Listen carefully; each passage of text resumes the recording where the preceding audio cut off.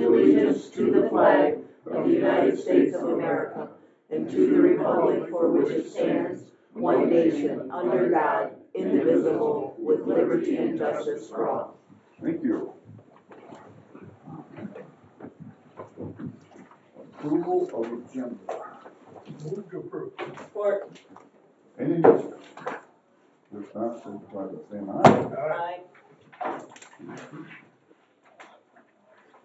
To approve regular meeting minutes.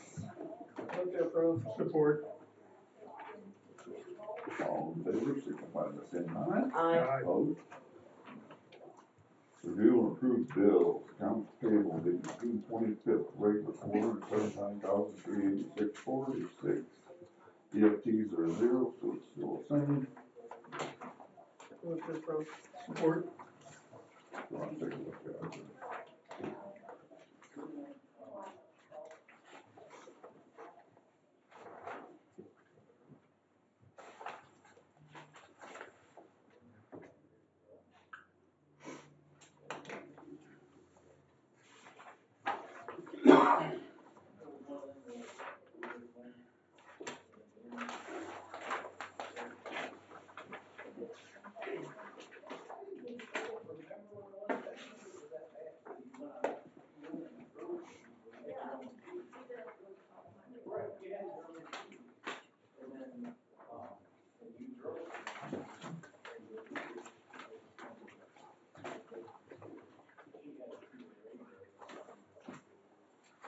All set?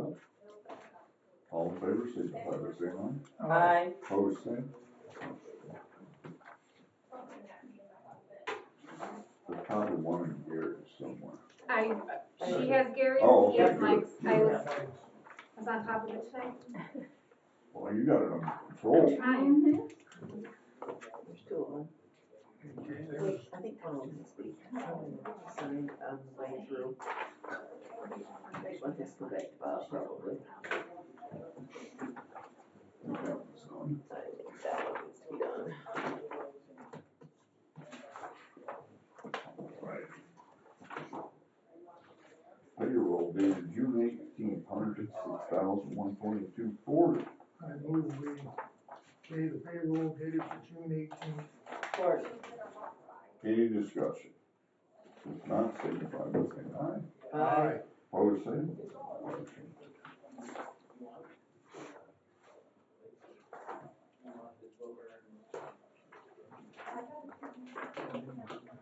Yep.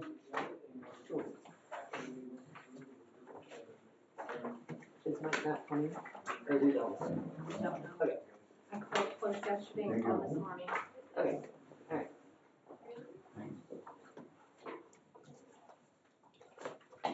Treasurer's report. Beginning cash and investment balance is $3,325,462.76. Total receipts were $84,089.22. Total on bills and payroll is $635,508.86.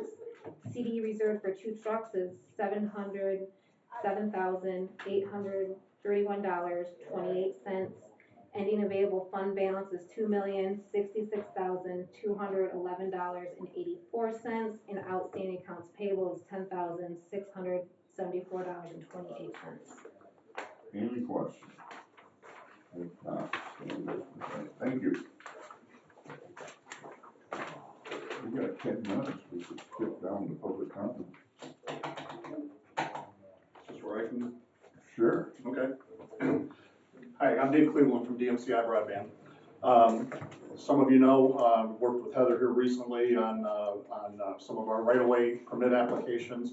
DMCI has been awarded a very large build of fiber optics throughout Hillsdale County, approximately 470 miles of fiber in Hillsdale County alone, out of our 654 miles total that we're going to be building out here. So we're making a very large investment, into the county here. I'm having some concerns. I have big concerns with the changes that were made in the pricing, your fee schedules that were published in January. In 2025, we've submitted our very first application to the BEAD program in June 5 rounds later, September, it's final, and pricing was all set. We budgeted in everything based on your current price sheets and everything else. Now, June or January 26th, we have a new price sheet comes out, we've got all these additional fees here.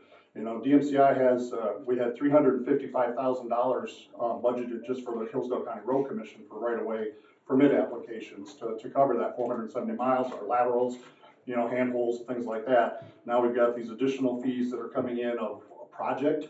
What is a project? I still don't know the definition of what a project is. According to the rate chart, it says under 250,000 population. Well, that's the county, easily, there. So, but I'm getting hit with $330 fees on each of my applications that I put in.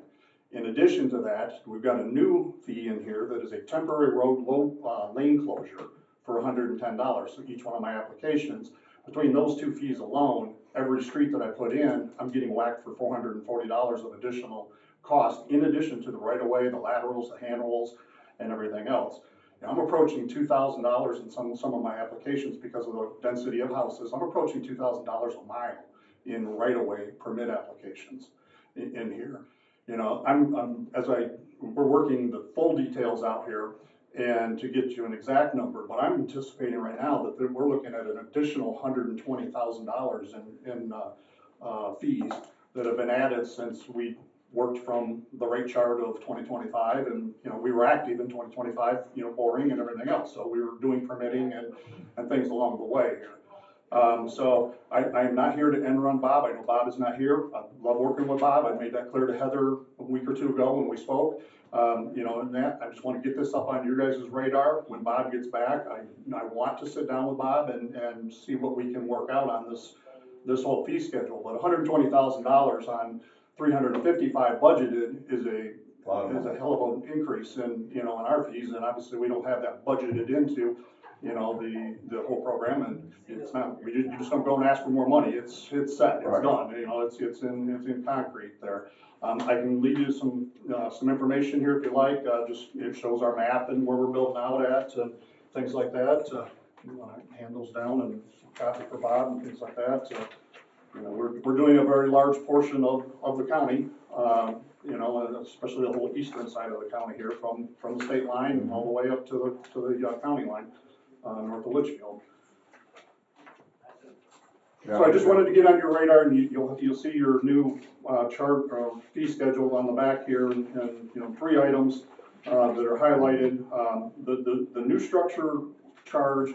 That's something that you did start doing that. I seen it in October of last year. So that, even though it was beyond what we had bid, we knew something was coming from discussions, and I'm okay with that. I got that covered in our structure. It's these other 2, you know, the broadband new per project and temporary lane closure. Yeah, I can't get my trucks off the road. You know, I'm sorry, it's just not, you don't have shoulders there, you know, in some cases, no shoulders at all. But, exactly. You know, so, you know, I'm looking for some assistance out of Bob and out of you guys to help us, you know, not blow our budget up. We'll discuss it. Thank you. Yeah, thank you. Next, Tim. Yes, I'm gonna echo the end of what he said. Bob's not here, but as most of you probably know, we're trying to get Lake Somerset, the roads and everything dealt with. And Heather's got me numbers, and I appreciate that.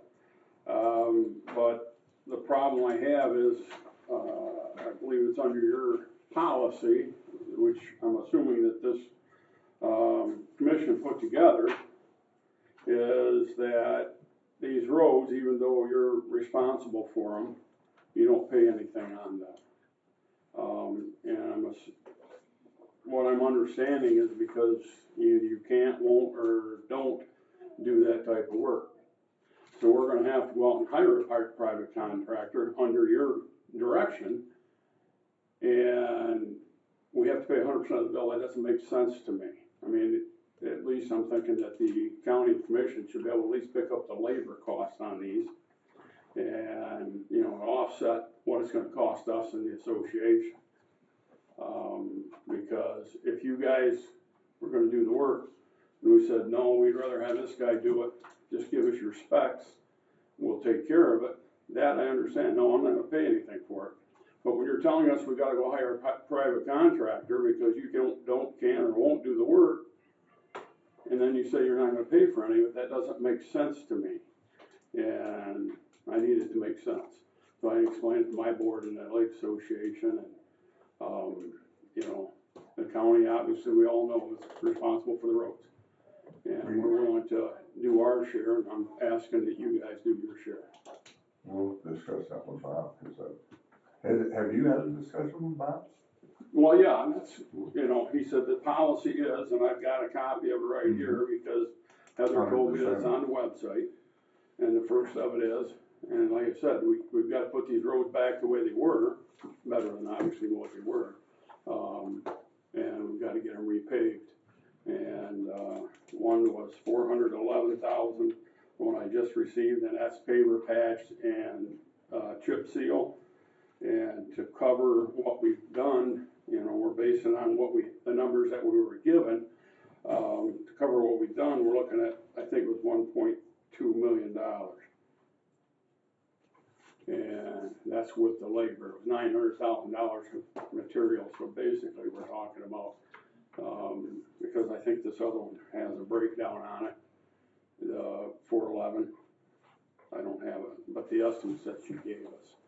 And I want to move forward. We have to move forward on it, but I think the county ought to pay their fair share in my mind. So. Thank you. All right, thank you guys. Anybody else? No. Oh, Doug, yeah. Got a little bit, but I don't wanna, You're fine, we got 3 minutes. okay, so, at our last meeting, we had a request from the opioid committee to, for $145,800 for Hope Harbor, for a variety of expenses. At that meeting, we had public comment that were, probably about 40 minutes of public comment opposed. We had, some board of directors there that were in favor and explained and answered some of the questions, or a variety of questions. When the board of commissioners voted, it was 5-0 denied. So that request from that was brought by the opioid committee was denied. In addition, we did have public comment that brought the police because the individual did not want to state his name.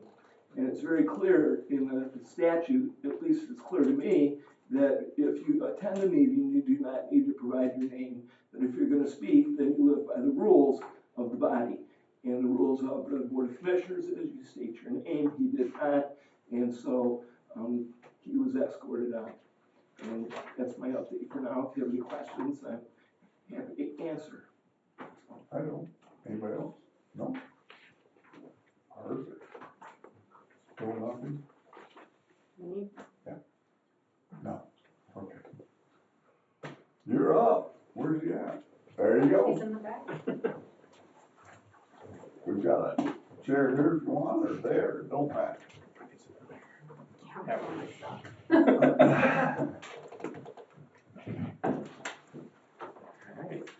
Good morning, thank you for your time.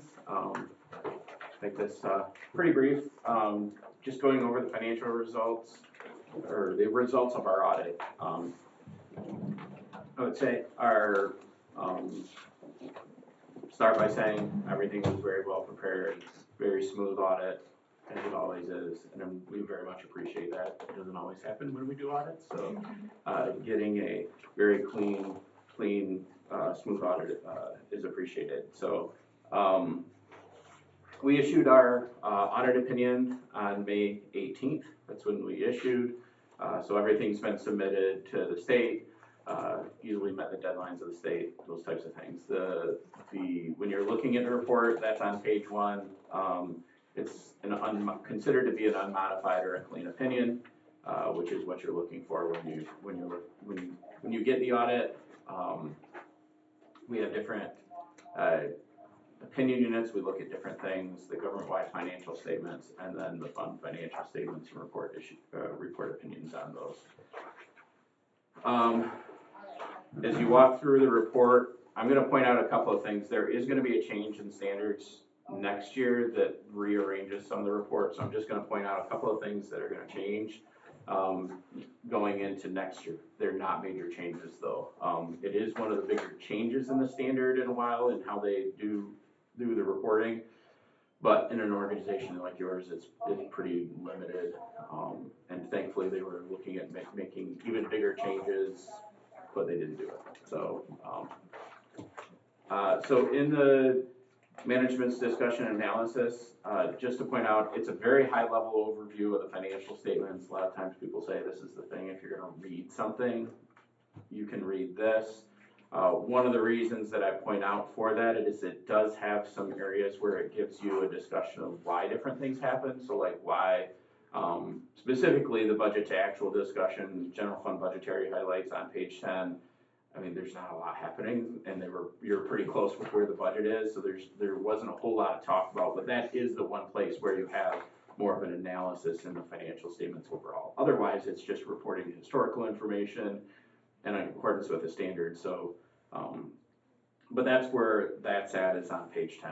And I also point that out because that's one of the things that's gonna move. So next year, it will move those highlights will move to the behind the footnotes, along with the budget to actual statement for the general fund, and that's where you'll go to see the discussion of why did you change from original budget to final budget, and what was the difference between your final budget and your actual results, and then there's some guidelines on explaining those. So it's going to change things, the way things look a little bit and where it's reported, but it's basically the same information is going to be reported there going forward. So page 12 through 15 are your government-wide financial statements and your fund statements reported together. The first column is your general fund. You'll see on page 12, your end of the year fund balance was 4.5 million. You'll see that's made up of unrestricted amounts, non-spendable, which is for inventory, and then restricted for primary roads of 3.5 million. And then you have all this adjustment column that converts you from the modified accrual basis of accounting to full accrual, and you'll see there an ending net position of 39 million. We've talked about this in the past. You show a deficit of unrestricted, but that's a result of how pensions have to be recorded, and when you have a portion of that that's an unfunded liability, that gets recorded as a liability and causes that to be a deficit. But it's not really an overall deficit. You're going to pay that off over time, and I'll show you the schedule, and you've made a little bit of progress in your funded percentage on that one in the past year. So page 14 is your income statement. Again, general fund statement of activities, full accrual as well. But where you have the budget to actual statement, which is the easier way to look at the general fund, is on page 16. And that has the columns for the original budget. That's what was adopted before the beginning of the fiscal year. The amended budget, which includes all your budget amendments that you would have adopted throughout the year, and your actual. You can see there originally you budgeted to lose just under $1 million.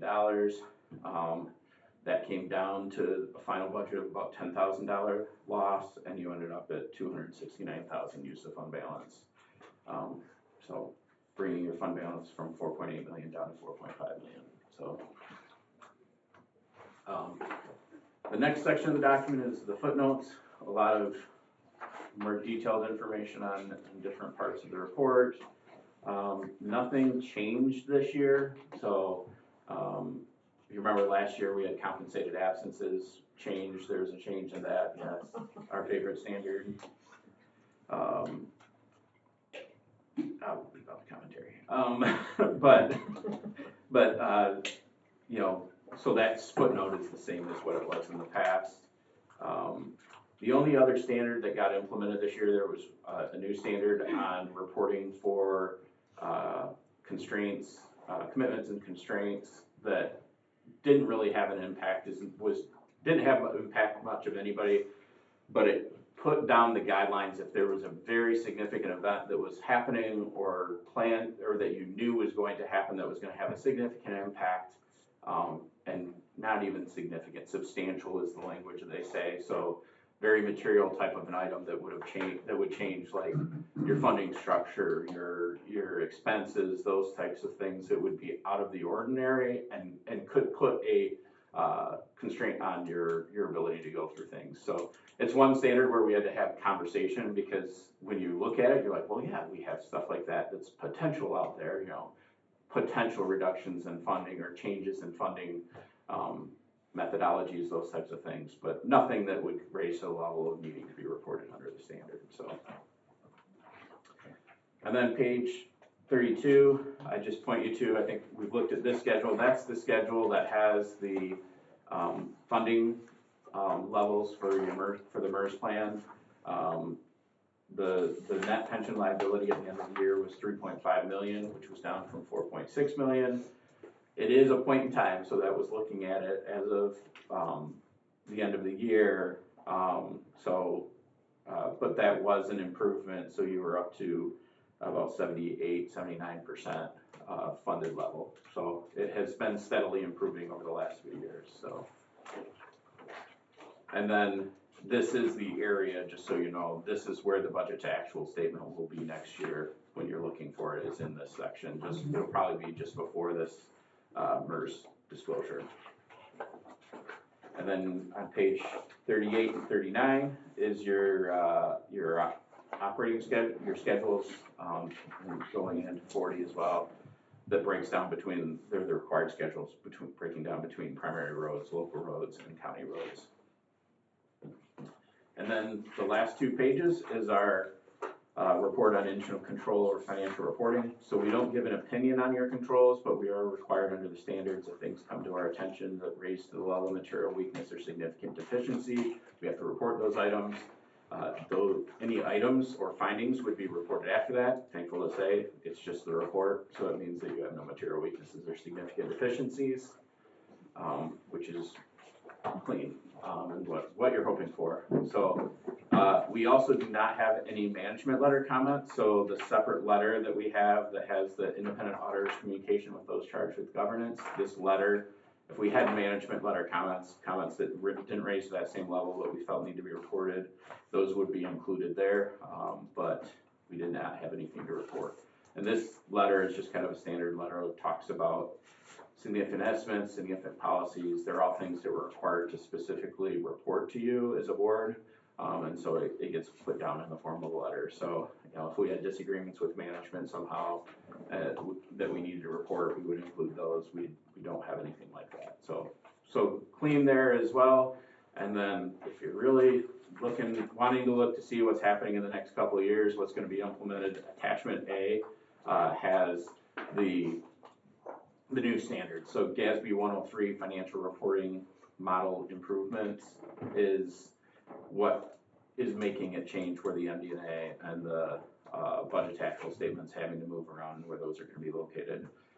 There's 2 others. There's one on disclosures for certain capital assets. Most likely not going to have an impact because some of the changes that were in there kind of as a best practice we were already doing, so those were reported. The other big change is identifying if you have an asset that's been determined that it's going to be sold and there's evidence that within the next year you're going to sell the item, you have to now disclose that separately and report that a little bit differently so that it's clear in the financial statements that you have that. So, and then the last one is just subsequent events. It just is redefining a little bit of the terms of what would be required to be included in subsequent events. That's not until 2027 though. The other 2 will be next year. So, but both of those, they're reporting issues. They're not changes in how you're going to actually account for things. It's not going to change your amounts, those types of things. So they, in the big scheme of things, they're relatively small compared to what we've had in the last few years. So that's all I have, but happy to answer any questions you have. I had a question on page 36, remember from the last meeting? Did I you get wasn't an here answer? last week, but I was informed, Yes. it said it's closed to new hires, so MERS, when they figure out our assumption reports and all that, they don't count the new hires because who knows if they're gonna be vested. Does that help you? Because for them. It's not closed to new hires. No, it's not, our MERS is not closed to new hires, but how they figure out the percentages and things that are projected in the future, they don't use, am I using the right words? Well, there's a lot of actuarials and Yeah. how they amortize your unfunded liability into, and the amortization is on a, like, the unfunded liability that you have here, there's a different methodology that they even use for calculating what your funded position is from a standpoint of how you're funded, how they're funding and creating what your annual required contribution is. And that is where that comes into play, is how they look at whether that's a closed period that they're amortizing over. So there's two different ways that they historically have done it, and I think I don't even know that it's an option under MERS. It's whether or not, in an open period, they amortize over 30 years, and then every year they just like recalculate the 30 years and how they're amortizing it. Where it's closed, meaning they are reducing that number of years that they're amortizing the unfunded liability each time, which theoretically gets you funded faster. It pushes up your required contribution. The dollar amount keeps on going up. But if they didn't do that and they kept on spreading it out, it would just take longer and longer and longer to get caught up, unless you just happen to have these incredible rate of returns year after year, which you've had for a few years. But with that, they even do smoothing when they're calculating that. They do like a 5-year smooth on the values, those types of things, on investment gains and losses, that kind of stuff. So is that everybody that's in the MERS program is under this philosophy? Because again, I'm looking at page 36, and it's the methods and assumptions used to determine contribution rates for 25 based on 23 actuarial valuation.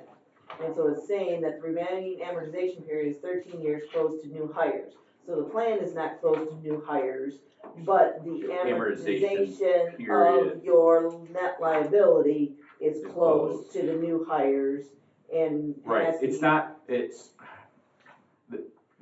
has no impact on the new hires, if that's part of the concern. Like, right.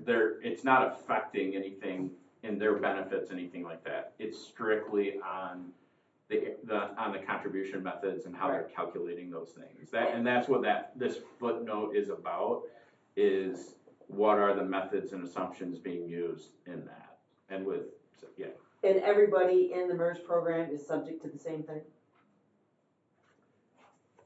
The liability, again, you're saying all governments and stuff like that? Well, yeah. Everybody, all other units who are in the MERS Yes. program, they're under the same philosophy that In terms of how they calculate all yes, that kind of that stuff, they're all coming to essentially a finite where they're gonna have their pensions fully funded. Because that's what that's the theory. That's the theory and the years. goal and the policy that MERS had changed Yes. several years ago, of saying these liabilities are so huge. Yeah. We're never going to make progress, so we're going to change things over time. And that's the thing with MERS. Like, we actually have in our estimates disclosure, we still have to evaluate and make sure the actuarial assumptions and methodology, all that kind of stuff, is appropriate and accurate. It's really tricky though, because I can't say it's not and then you guys can change it, because MERS sets that. You have no control over it. We actually in this letter, we actually have language around the estimate section of saying, we agree with it, we evaluated it, but you have no control over it. So like they have representations that have to be made on these financial statements in the representation letter, and that's a part of it too, is like, well, yeah, we feel this is correct, but MERS won't make a change because we asked them to make a change, so. And then on page 32, I also had a question about the covered payroll and why the significant increase in 25 is more than just a 4% increase. I would have to look. More than 4%? Yeah. More than because if I increase 24, 2.5 million by 4%, it does not come up to 3.2 million. So, and I didn't think we added a lot of positions, but I guess I was curious as to I would have to look the into change, it. and I guess I would like an answer to that. I thought I asked at the last meeting. I wasn't here. Well, I know, but I thought the question was going to be. But anyway, it doesn't matter, I just, I guess I wanted to know the answer to that question. So, Any other questions? Katie, I have no questions. you did a good job then.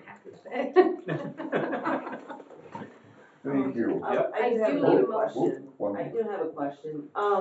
When you were talking about having to disclose changes in the upcoming year, I know our funding for 26 essentially changed. There was changes. That didn't have to be disclosed in these financial statements? No, I mean, those would consider to be more normal changes Okay. in, like if there's the changes in funding or additional funding that might be available, all that kind of stuff. Because it's forward thinking, and especially because that wouldn't have to be disclosed. If there were a change, so say the state of Michigan came along and said, you know what, we're not funding roads anymore. Right. And they completely changed the law, they eliminated it, and that was upcoming, yeah, that would have to be disclosed. Or if they were or if the formula was changing in such a way that it completely, decimated what you had and you're gonna have to make those changes, that would likely be required to be disclosed, but. Need a motion to I need to accept the audit report. Move to accept the audit report. Support. All in favor, signify by saying aye. Aye. Opposed, same. Motion carried. You did a good job. Thank you so much. Thank you.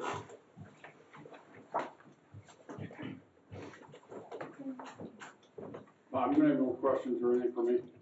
Pardon? Do you have any questions or anything for me? No, Anymore? no. You'll wait till you get it. We'll get with Bob on that. All right. Thanks again. Anything else, we'll get Mark and let me know tonight. Alright.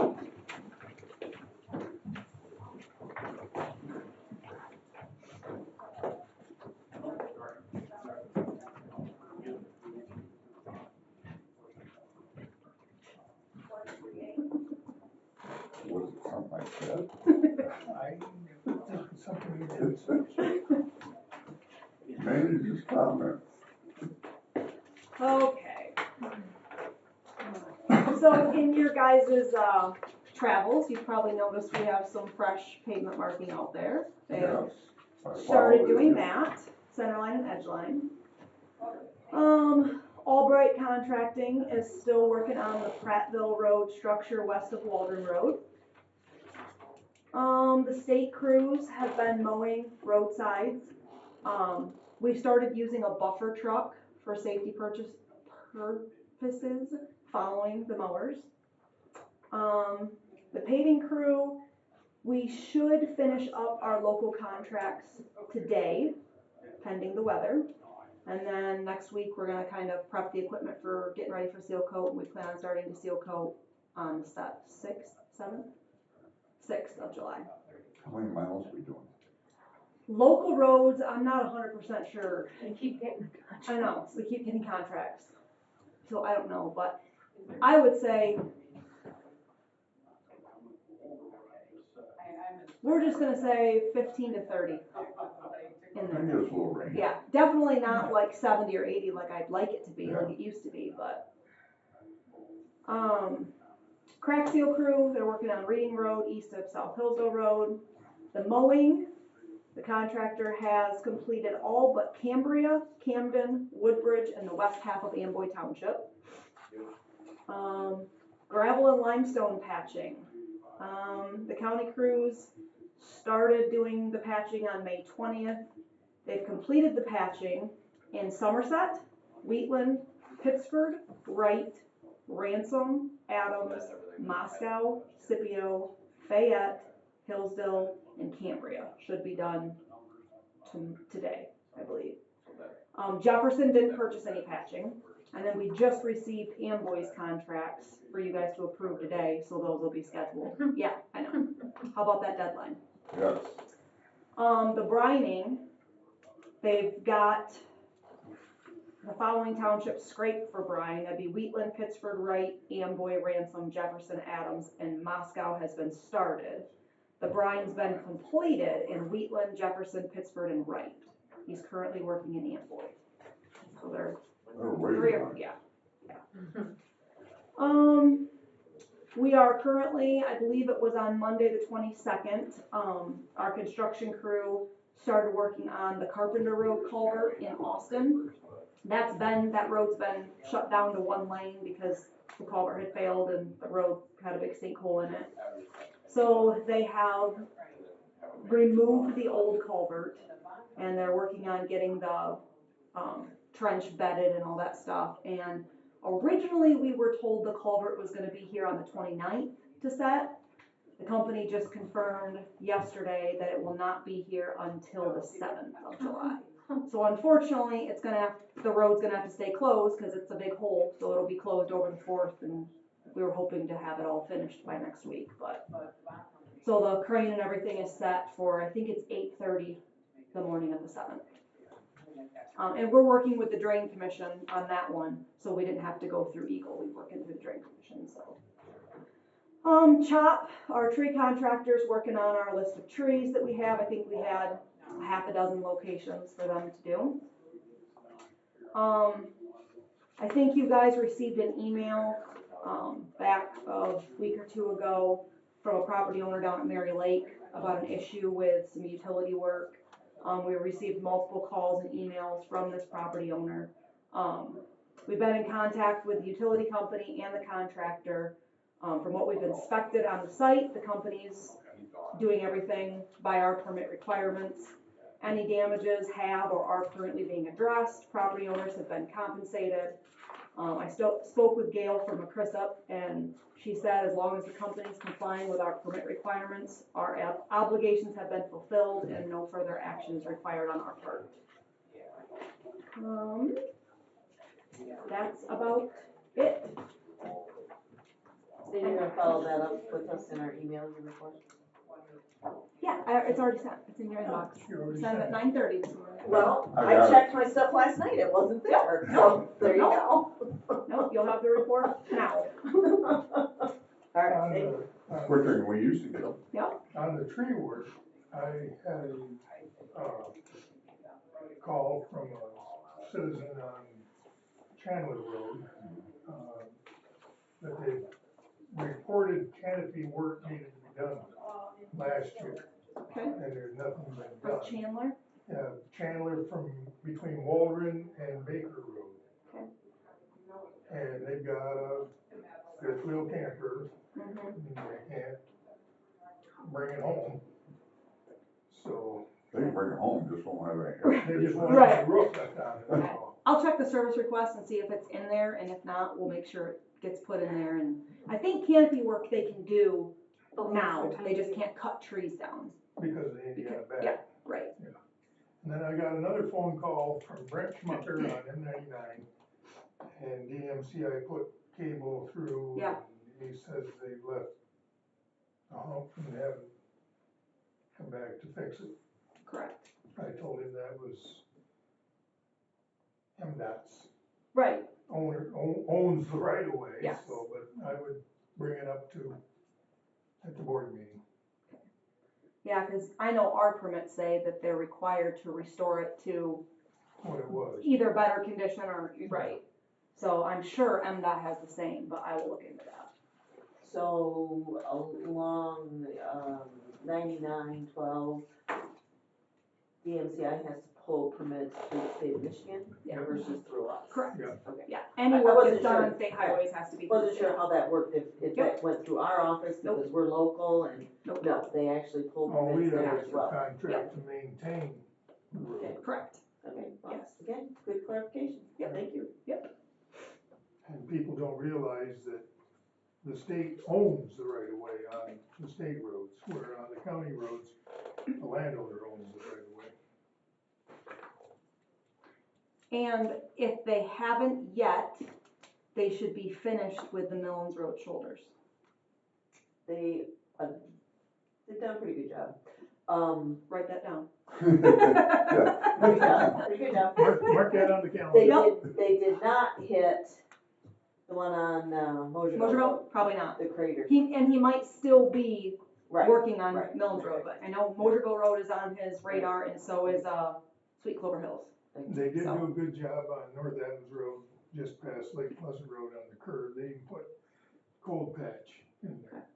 Good deal. because the water was coming down the hill and taking all the gravel with it.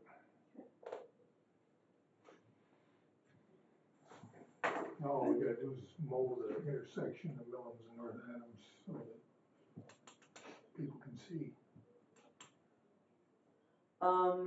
I guess I would make comment about Milnes Road off of 12. Okay. Where that road is deteriorating badly. You tell me the state of Michigan isn't gonna repave it, what are we gonna do? It's only getting worse. I know, And- and are you and talking the to the issue- north? To the north. Okay.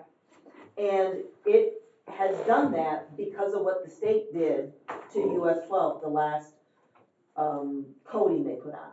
Okay. Because we've been on that road for over 35 years. Mhm. And this has happened since that coating was put on. Something has to be done, so what are we gonna do?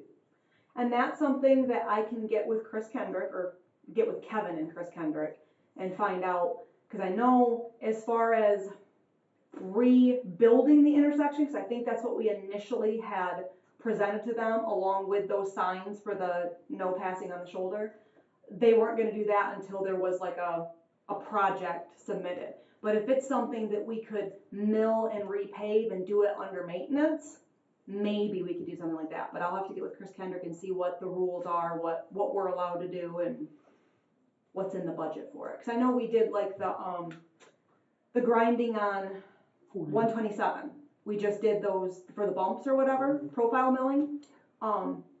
And that was just something we threw together. Right. It didn't take a huge big, Right. bid process and all that Right. stuff. So I will get with Chris Kendrick and Right. see if we can resurface that or do Right. something. And They may do something. of course, that's two state roads, 49 and 12. That's what I was Yeah, gonna say. yes, We ground that off. yes, that was the same company and the same time we did the profile milling. I will say also, there are two cross tubes, one south of my house and one north of my house, that there's quite a hump there now, depression, and people are bringing it to my attention. Me, I don't tend to notice it so much because I'm slowing down to turn in every Right. time, or just taking off. I don't tend to notice those, Okay. especially the one north. Anyway, if you're out in that way, those should be addressed. Okay. I had a question on Sterling Road, and I think in something I read, you did a grinding of the road. Pulverizing. Yes, that's the word, Yep. thank you, pulverizing. When's the plan to pave it then? We're gonna pave it back once the seal coating gets done and we reassess budget and what we can afford for like the primary roads and stuff like that. When we do our next round of paving, he's gonna pave that. And that's So it'll be this this summer? summer, yes, This summer. yeah, yep. Okay, Cause I think he's gotta do some paver patching on Addison Road as well, and then maybe a couple more primary roads, so, yeah, he'll do that after the That whole chip seal stuff. section from Walworth Road back seems to be deteriorating fast. Mhm.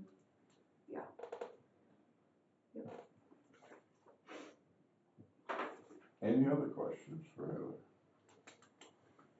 That's the only phone calls or conversations I had.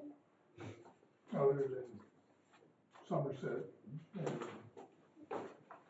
This, And I don't know if you guys understood what he was saying with Somerset, but the cost share policy states if a contractor does it, it's 100% covered by them. And the plan was when we sat down with Somerset Township and talked to them, we gave them a similar thing that we did ransom, where we would pay for the pulverizing, but they would have to pay it in the future. And they agreed to it. Now he's upset because we're not paying for anything, but we paid 100% of the pulverizing cost for what they just did. We did have them pay for the material, the gravel that was put on, but I don't know, we're not gonna go in and pave those because that's not, No. we don't do overlays. that's what Much. he's talking about. Correct, yes, and he doesn't think just because we don't do it, they should act, well, that's been in our cost share policy For a for long time. years. So, and the other one that I gave him a breakdown of all the other roads in the township, or on the Lake Somerset, to just paver patch, chip and fog those, and that was just material cost, because we would do all that. So that was the 400,000 price he threw out or whatever. So, That's just explaining his situation. So when we had conversations about what projects they wanted done, we were very clear that we weren't paving those and that 100% of the cost was on them. Absolutely, Okay. yes. It's been like that for years. Well, Well, I know it's been like that, Yes. but my concern is, was there discussion of us doing it, and so therefore the assumption was we were paying for some of it. Never was that part of the discussion. No. But I And- would say that they're getting pushback now about, Yes.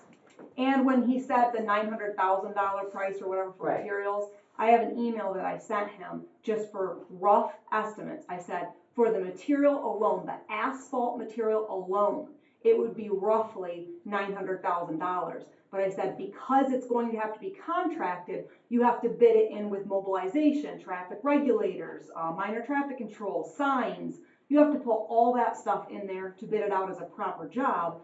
So it's gonna be more than 900,000. That's where he's saying the material alone, well, you Right. can't just do it based off of the Right. material alone because Right. it's all contracted. And that was for just the price of the material, not the price to have them lay the material.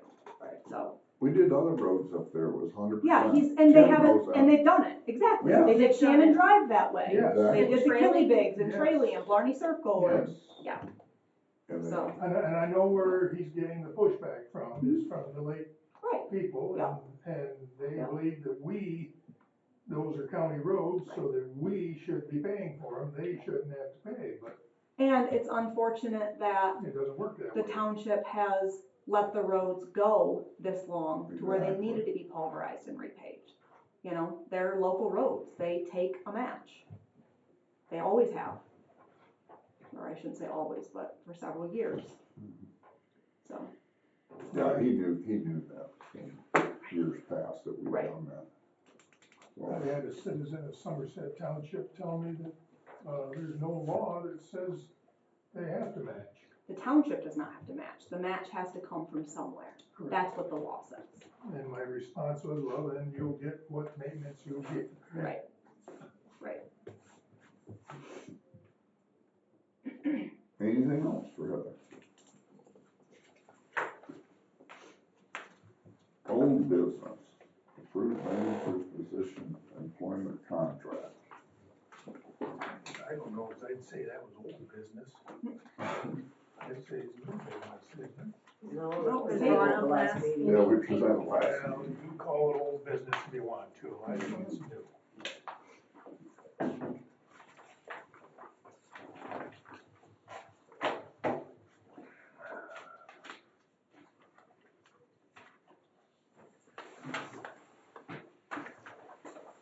Do we have a motion? Yeah, I move that we approve the contract, the new manager's contract.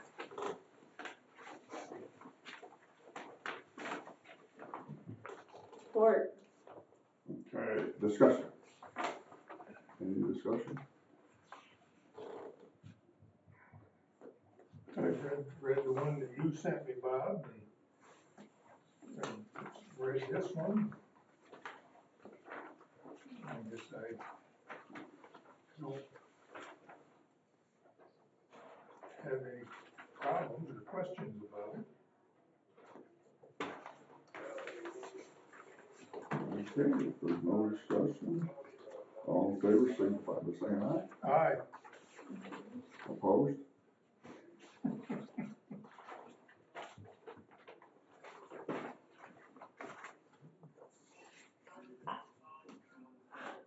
How's this vote gonna work?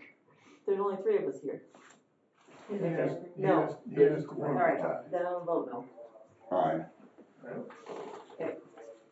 That's fine, yeah. Okay. Nobody should ever I be need all the time. signatures on the contract.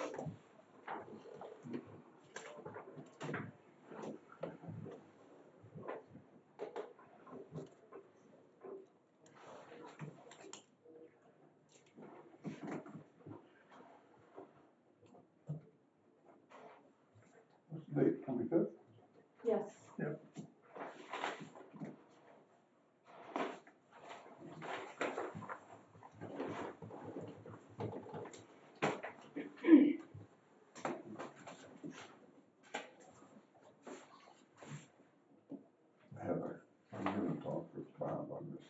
Yeah, oh, yeah. I see where he's coming from. Yes, yep, Dave Cleveland, when he came in, a couple days ago or whatever, that when Bob got back, we would all sit down at the table, cause the biggest thing that he needs is, and we really need to write it in the permit fee schedule, what the definition of a project is, because he has not gotten clarification on that. Right. It's treated differently, like, he submitted, like, a couple different, maybe it's Mary Drive East and Mary Drive West down at Mary Lake as two separate,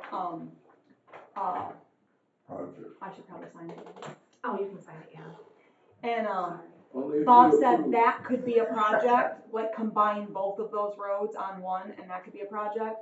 But then like he might submit 2 miles on Lake Pleasant Road, and that's also a project, one road. Oh. But there's not a mileage or anything that, it just says, like he said, that population thing. So I wanna sit down with Bob before we talk to Dave, see if we can, I don't really wanna put it out there, but just, we need to discuss it further. See if we can get But I definition of see what a what project is You and, know, that yeah, definition changed after they quoted it. yes, But they quoted it on what we already said. yes. And I can technically, like, understand that.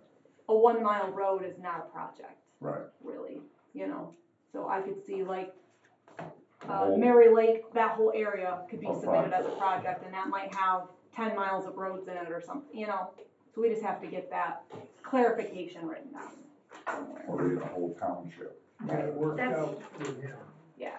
Yeah, we can't have like the whole east side of the county as a project, like, No. that doesn't make sense, or a whole township, you know, but, And I understand it from his aspect, Yes. that they have a grant and they got money that's Yes. budgeted. yes. Yep, Cause I'm sure that's coming out of his pocket, that extra It is. 120,000. right, That's a lot. that is a lot. All right. Thank you, guys, You're welcome. Well, and thank you, Kathy. You're welcome. New business. Signed the bond contract 2026, 27, and 28 August. We already approved it, didn't we? Yes, you already approved it. Last meeting. Yours is on the first page, and then the next page is for everybody else. It didn't fit on one page.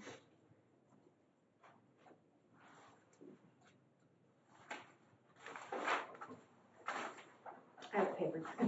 Not You can paper. take it out, take it off. I thought it was stapled. About tore it in half.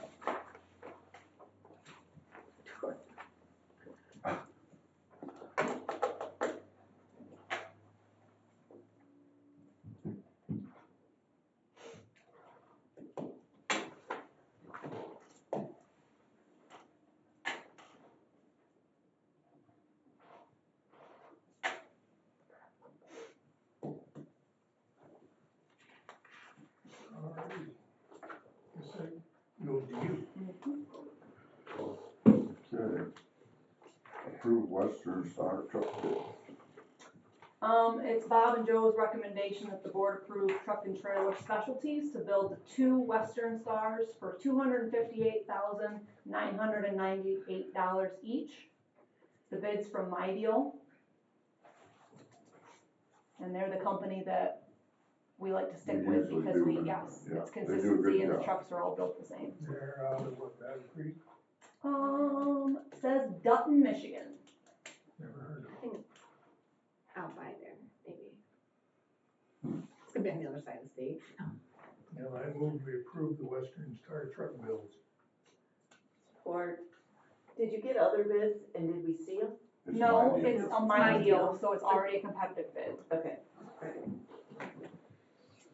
Any more discussion? If not, signify by saying aye. Aye.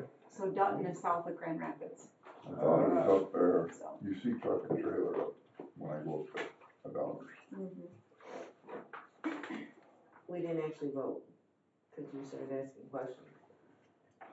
That's on 2 trucks? That's each. The Each. 258,998 is each. And we're just But yes, doing it 2 is trucks. just for 2 Okay. trucks. Alright, okay. Anything else? If not, signify by saying aye. Aye. Opposed, same.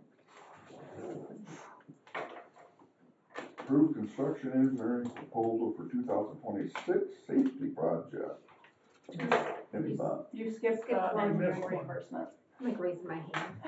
Oh, Let's jump in. approved, yes. You Like, don't need to I need raise that your hand. $10,000. Yeah. Don't skip my $10,000. Approve and sign engineering reimbursement. And that is $10,000. Yeah, Yeah. we Move to approve. support, we want the 10 cents. Yeah. All in favor, signify by saying aye. Aye. Opposed, say. Motion carries. Now we get Now, this is gonna be a. So I the need construction sign proposal, here we'll and take then our the other two right $10,000. here.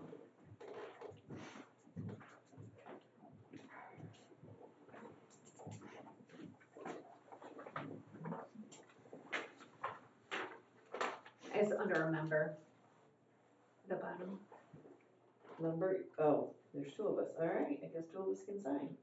So I don't Last need- year, I just had two people sign at the bottom too, so everybody signed, but I don't it need worked to out. sign. Yes, you You, do. Oh, you're I be the do? third, I mean, There you go. Oh, there's 3 spots. you guys said two. Well, two members, And then the chair. yeah, Bob's not a member.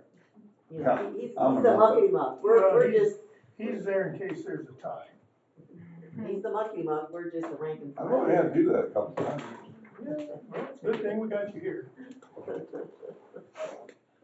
Alright, Now, we'll approve construction engineering proposal 2060 project, 3,000-22, or 30,000-22/1972, MDOT contract, 26-5116. So moved. support, That's roll call, isn't it? No, No? no, we already did a resolution. Oh, This okay. is just for the Alright. construction engineer proposal. Okay, Do you wanna know yes. what who it is before you Yes. support and make the motion? I was like, sweet, this is good. Well, it's pretty obvious We sent the RFP out to 8 different consultants. 2 of them right away got back with us and said that they were too busy, they didn't have the staff to do it. We received a proposal from SME and a proposal from Kaylee Bates. And SME was $29,912. And Kaylee Bates was $13,820. And I'm recommending that we move forward with Kaylee Bates as the consultant for the construction engineering for the that. safety project.